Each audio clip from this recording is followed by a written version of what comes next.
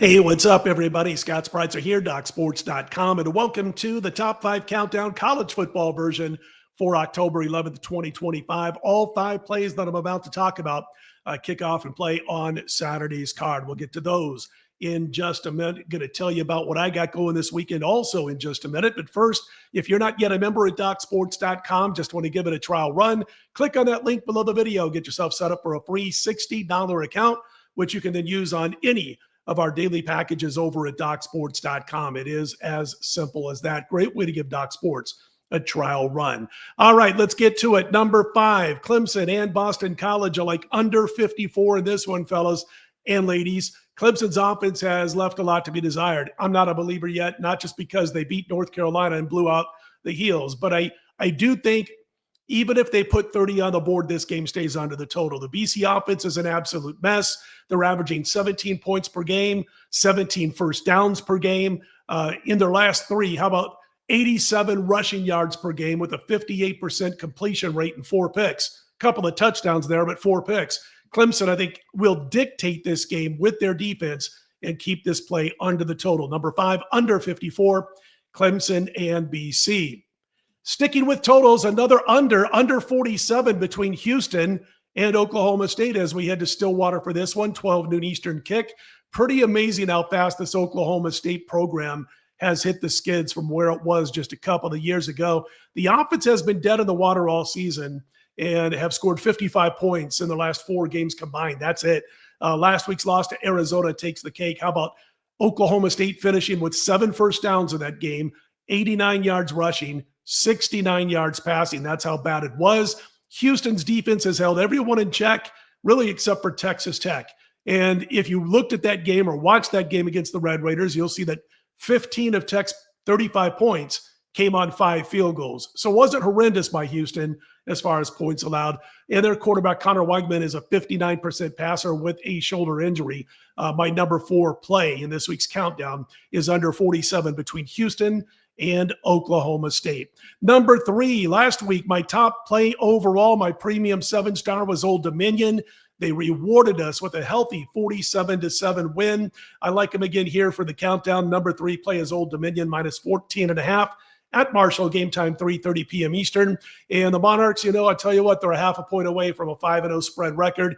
Their lone straight-up loss came in Bloomington, Indiana, against that high-powered offense. They held Indiana to 27 points in that loss. Nice revenge spot here if you like the revenge games. I'm not huge on revenge angles, but they lost last year to Marshall by 7, and they lost because of a couple of turnovers, a -2 turnover margin. Love Colton Joseph. You guys know that if you've been following me, the quarterback for ODU. He's rushed for 433 yards on better than 8 yards per pop.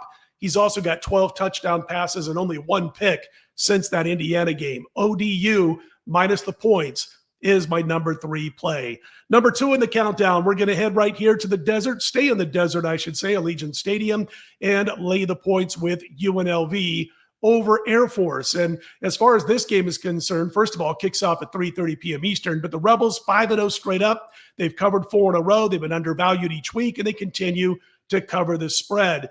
They've allowed just 8 touchdown passes with 9 interceptions, this defense. They are ball hawking against the pass. And that is kind of important because Air Force isn't your typical military team in that they average about 20 passes per game in the last 4 games against teams not named Bucknell when they didn't have to pass. They will run, or the Falcons still run well, I should say, over the course of the season.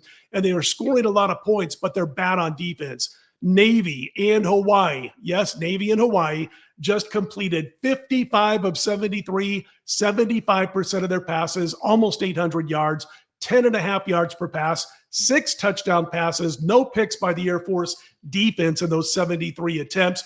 And I think UNLV quarterback Anthony Calandria has to be chomping at the bit in this one. I like UNLV minus the points over Air Force, my number 2 play of the countdown.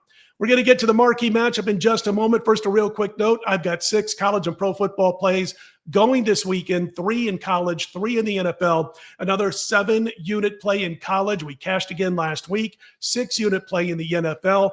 And folks, we are now on a 70% run, college football and NFL, since September 13th. And if you go back to mid-September of last year, 86 and 56. and up almost $10,000 on this current college football NFL run. All my plays, premium plays, no matter the sport, found on my homepage at DocSports.com. And that brings us to the marquee matchup this week. And we could have chose Indiana, Oregon, but I don't like the game. I don't like either the side or the total, Indiana, Oregon. And the other game that was a qualifier, potential qualifier for marquee matchup, is Alabama, Mizzou. And I do have a thought on this game. First of all, if you watched the Scott and Scott show late Sunday night, it's still up here on the YouTube channel if you want to check it out. We talked about this getting early action from the sharp money.